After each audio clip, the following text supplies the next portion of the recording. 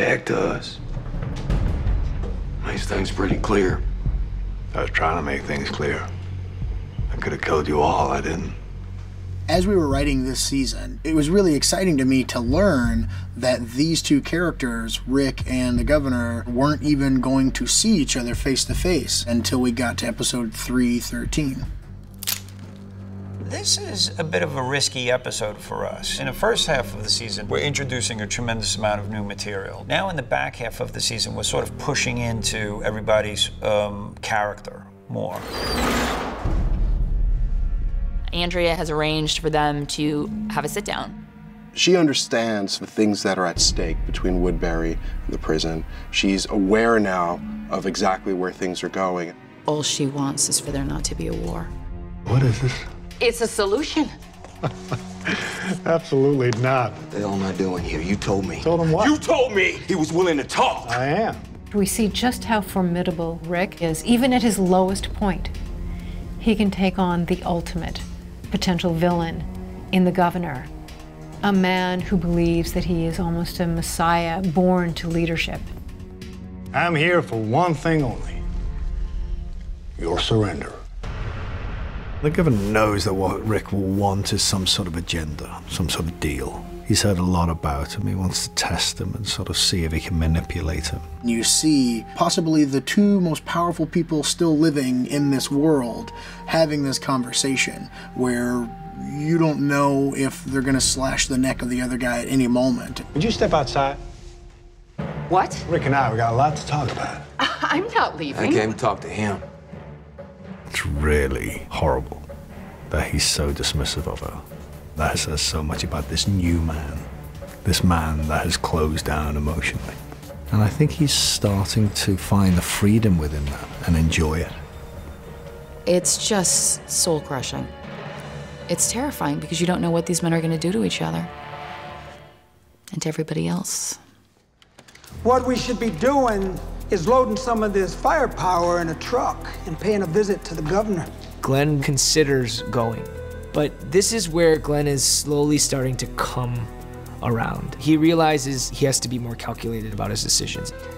It's not the right move. Not now. Just sending Merle there willy-nilly could get everybody killed. Get out of my way. No. Glenn's learning what it means to be a man, learning what it means to be a leader. This person who is much more adept at fighting than him, he's stepping up to. There's so much anxiety waiting to see what's going to happen with Rick and the governor, and the last thing that we need is your own family members fighting. Shooting the gun is a way to take control of the situation and say stop without having to say anything. You know I'm right. She gets that he's going to try and bring her into his plans, but at the end of the day, she's made a decision to be a part of the group and not to jump into her own hypervigilant path. You're coming with me, and In some ways, it's tempting. He's kind of representing her old, and she's stepping into her new. But she's definitely not going to compromise the ground she's covered with Rick and Carl, with Merle. I know you got guns. That was quite a stash you brought back the other day. The governor is kind of playing the games that the governor likes to play. You can see him trying to poke Rick and try and get him out of his comfort zone and see what he's going to do. He wants to play chess with him. He wants to wrong-foot him. You have something that I want. It's an interesting episode because I certainly anticipated a kind of combustible energy, and it wasn't. It was very much a negotiation. I want Michonne. He just lays his cards on the table and says, I want this. And he sees that it makes sense to Rick. Because Michonne is a new person in that community. Is she worth all the death it's going to cause on both sides? I give you Michonne. How do I know you'll keep your word? That you'll stop? Rick's still in a vulnerable state, and I wanted the governor to have power over him, and I wanted him to be poisoning my ear. 2 days. I'll be here at noon.